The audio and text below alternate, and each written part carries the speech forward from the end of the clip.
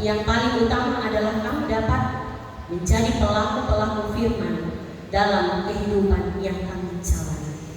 Berfirmanlah dan bersabdalah kepada kami semua ya Tuhan Allah, karena sesungguhnya kami telah siap sedia untuk membaca dan merenungkan firman Tuhan. Amin. Injil Lukas pasal 24 ayat 13 hingga ayatnya yang ke-35.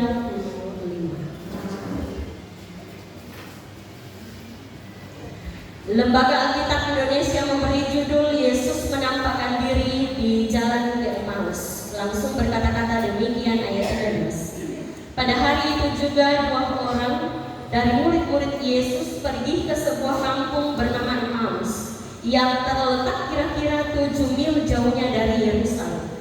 Dan mereka bercakap-cakap tentang segala sesuatu yang telah terjadi. Ketika mereka sedang bercakap-cakap dan bertukar pikiran, datanglah Yesus sendiri mendekati mereka lalu berjalan bersama-sama dengan mereka. Tetapi ada sesuatu yang menghalangi mata mereka, sehingga mereka tidak dapat mengenal Dia. Yesus berkata kepada mereka, "Apakah yang kamu percakapkan sementara kamu berjalan?" Maka berhentilah mereka dengan muka muram. Seorang dari mereka namanya Kleopas menjawabnya, "Adakah engkau satu-satunya orang asing di Yerusalem yang tidak tahu apa yang terjadi di situ pada hari-hari belakangan ini?" Katanya kepada mereka, "Apakah itu?" Jawab mereka, "Apa yang terjadi dengan Yesus orang Nazaret? Dia adalah seorang nabi yang berkuasa dalam pekerjaan dan perkataan di hadapan Allah dan di depan seluruh bangsa kami. Tetapi imam-imam kepala dan pemimpin-pemimpin kami telah menyerahkan Dia untuk dihukum mati, dan mereka telah menyalibkannya. Padahal kami dahulu mengharapkan bahwa Dialah yang datang untuk membebaskan bangsa Israel. Tetapi sementara itu telah lewat 3 hari sejak semuanya itu terjadi. Tetapi beberapa perempuan dari kalangan kami telah mengejutkan kami. Pagi-pagi buta mereka telah pergi ke kebun dan tidak menemukan mayatnya. Lalu mereka datang dengan berita bahwa telah kelihatan kepada mereka malaikat-malaikat yang mengatakan bahwa Ia hidup. Dan beberapa teman kami telah pergi ke kubur itu dan mendapati bahwa memang benar yang dikatakan perempuan-perempuan itu, tetapi Dia tidak mereka lihat. Lalu Ia berkata kepada mereka, "Hai kamu orang bodoh, betapa lambannya hatimu, sehingga kamu tidak percaya segala sesuatu yang telah dikatakan para nabi. Bukankah Mesias harus menderita semuanya itu untuk masuk ke dalam kemuliaannya?" Lalu Ia menjelaskan kepada mereka apa yang tertulis tentang Dia dalam seluruh kitab suci, mulai dari kitab-kitab Musa dan segala kitab nabi-nabi. Mereka mendekati kampung yang mereka tuju. Lalu Ia berbuat seolah-olah hendak meneruskan perjalanannya. Tetapi mereka sangat mendesaknya, katanya, "Tinggallah bersama-sama dengan kami, sebab hari telah menjelang malam dan matahari hampir terbenam." Lalu masuklah Ia untuk tinggal bersama-sama dengan mereka. Waktu Ia duduk makan dengan mereka, Ia mengambil roti, mengucap berkat, lalu memecah-mecahkannya dan memberikannya kepada mereka. Ketika itu terbukalah mata mereka dan mereka pun mengenal Dia. Tetapi Ia lenyap dari tengah-tengah mereka. Kata mereka seorang kepada yang lain, "Bukankah hati kita berkobar-kobar ketika Ia berbicara dengan kita di tengah jalan dan ketika Ia menerangkan kitab suci kepada kita?" Lalu bangunlah mereka dan terus kembali ke Yerusalem. Di situ mereka mendapati ke-11 murid itu. Mereka sedang berkumpul bersama-sama dengan teman-teman mereka. Kata mereka itu, "Sesungguhnya Tuhan telah bangkit dan telah menampakkan diri kepada Simon." Lalu kedua orang itu pun menceritakan apa yang terjadi di tengah jalan dan bagaimana mereka mengenal Dia pada waktu Ia memecah-pecahkan roti. Demikian jauh bagian bacaan kita pada saat ini yang disebut berbahagia ialah kita semua jemaat Tuhan yang bersama-sama mendengar dan mampu mengaplikasikan firman itu dalam kehidupan kita hari lepas hari. Shalom.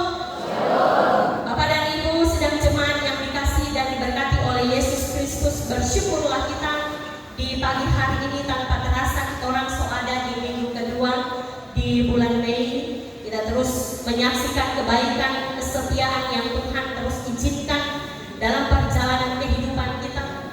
Kita boleh ada sebagaimana kita ada sampai saat ini, itu merupakan berkat yang Tuhan terus anugerahkan kepada setiap kita, sehingga hari ini kita ada di minggu kedua di bulan Mei. Kita tinggalkan tanggung jawab kita, pekerjaan kita, dan kita ada dalam kebaktian yang kudus dan mulia pada saat ini. Nah, Bapak Ibu saudara-saudaraku yang dikasihi Tuhan, dari bagian bacaan kita saat ini Injil Lukas pasal 24 ayat 13 sampai 35 akan kita renungkan bersama-sama sebagaimana tema bacaan, yaitu Yesus menampakkan diri di jalan ke Emmaus. Emmaus dalam teks asli berarti sumber air panas. Sumber air panas artinya. Letaknya sesuai dengan bacaan kita saat ini 7 mil. Tepatnya 11 km barat laut arah Yerusalem. 11 km ini kalau kita jalan kaki kira-kira berapa jam Bapak Ibu saudara-saudara? 2 atau sampai 3 jam. 2 paling cepat. Nah, saudara-saudaraku yang dikasihi Tuhan, pertanyaannya adalah waktu mereka jumpa dengan Yesus pada saat itu di tengah jalan, di jalan menuju ke Emmaus itu, mengapa mereka tidak mengenal Yesus? Mengapa mereka tidak mengenal Dia? Bagian bacaan kita pada saat ini ayat 16 dijelaskan, tetapi ada sesuatu yang menghalangi mata mereka sehingga mereka tidak dapat mengenal Dia. Pada jalan pada saat itu adalah Kleopas dengan temannya. Siapa temannya itu tidak dijelaskan dari bagian bacaan kita pada saat ini. Mungkin kita berpikir apakah Kleopas lansia? Rasanya tidak mungkin. Ataukah mungkin dia mengalami rabun dekat? Kita tidak dapat memastikan hal itu saudara-saudara. Tapi saudara-saudaraku yang dikasihi Tuhan, rasanya aneh. Serabun-rabunnya sekalipun aneh kalau mereka tidak mengenal pribadi yang 3 tahun sama-sama dengan dia, yaitu Yesus Kristus. Maka kemungkinan sesuatu yang menghalangi mata mereka pada ayat 16 ini, itu tidak bicara soal secara fisik, tapi sesuatu yang menghalangi mata mereka sangat mungkin merupakan trauma masa lalu. Apakah trauma masa lalu itu pada ayat 13, pada kalimat pada hari itu juga? Hari apa itu? Pada hari kebangkitan. Berarti pada hari Minggu, saat itu juga peristiwa itu terjadi. Lalu apa yang menghalangi mereka? Pada ayat 21 bacaan kita, padahal kami dahulu mengharapkan bahwa Dialah yang datang untuk membebaskan bangsa Israel. Tetapi sementara itu telah lewat 3 hari sejak semuanya itu terjadi. Artinya saudara-saudara yang dikasihi Tuhan, mereka punya mimpi. Target mereka, Yesus akan menjadi pemimpin dunia. Tapi kemudian mati di kayu salib. Ini bicara soal apa? Soal kekecewaan, soal kepahitan, atau disebut dengan akar pahit. Peristiwa masa lalu, ketakutan, kengerian menjadi jawaban pada ayat 16. Tetapi ada sesuatu yang menghalangi mata mereka. Ada yang menghalangi mereka, saudara-saudara yang dikasihi Tuhan, sehingga mereka tidak kenal. Pendampingan itu terjadi, pengawalan itu terjadi selama perjalanan itu ke Emmaus, dilakukan oleh Tuhan Yesus Kristus yang adalah Tuhan mereka sendiri. Tapi mereka tidak sadar itu.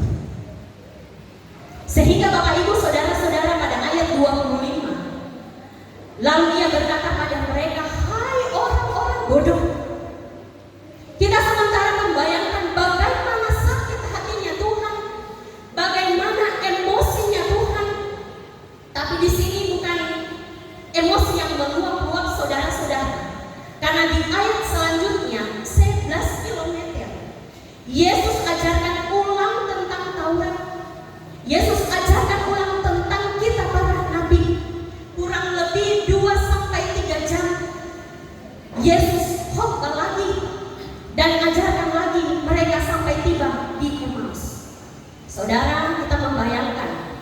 Ada kurang lebih 2 sampai 3 jam dalam perjalanan dia berkhotbah.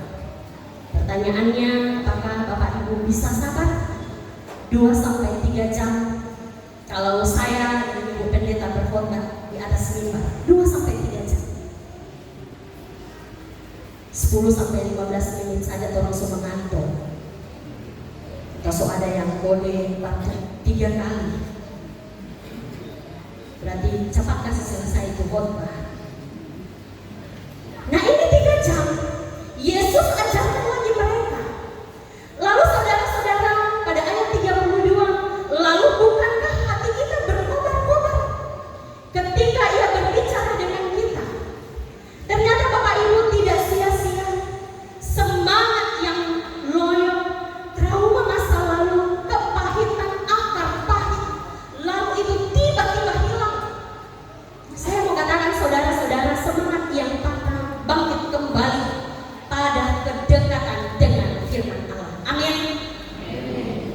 Ini penting Bapak Ibu saudara-saudara. Ternyata firman Allah itu mampu membangkitkan semangat mereka bahkan saat mengalami perjumpaan dengan firman. Semangat mereka berkobar-kobar sangat luar biasa. Sehingga melalui bacaan kita saat ini, bagaimana firman Tuhan kita mau bawa dalam perjalanan kehidupan kita, yakni kehidupan beriman saya dan saudara-saudara akan mengalami pasang surut. Pasang surut dalam pelayanan.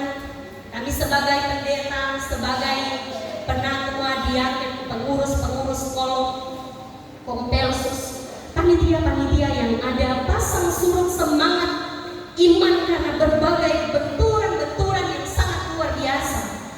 Masalah silih berganti tentang suami, istri, anak, orang tua yang tidak pernah berlalu dalam kehidupan kita. Tapi berita baiknya adalah ketika sudah loyo, tidak semangat lagi dalam menjalani kehidupan ini, supaya segar lagi mesti minum vitamin. Apa itu vitamin? Vitamin apa itu? Adalah kebenaran firman Allah. Saudara-saudara, andai kata dalam perjalanan hidup saudara mengalami kepahitan, kekecewaan, ada tanda tanya besar dalam kehidupan kita. Mengapa engkau kecewakan saya Tuhan? Padahal saya rajin berdoa, saya rajin beribadah, saya selalu mengucap syukur sama Tuhan. Segera bercermin dan berkata, saya sedang melakukan perjalanan ke Emmaus. Saya butuh engkau untuk menggiring saya pulang kembali ke Yerusalem. Saya butuh engkau Tuhan untuk dipulihkan supaya saya kembali semangat untuk menjalani kehidupan ini. Menyaksikan engkau menjadi saksi dalam kerapuhan pada rasa trauma masa lalu. Supaya dalam kelemahan sekalipun Tuhan saja yang terus dipilihkan. Tuhan kiranya memberkati kita untuk terus melakukan apa yang berkenan di hati Tuhan. Tetap semangat Bapak Ibu saudara-saudara, meskipun ada begitu banyak pergumulan yang harus kita hadapi, terus dekat dengan firman Allah. Terpujilah Kristus dengan firman-Nya. Amin.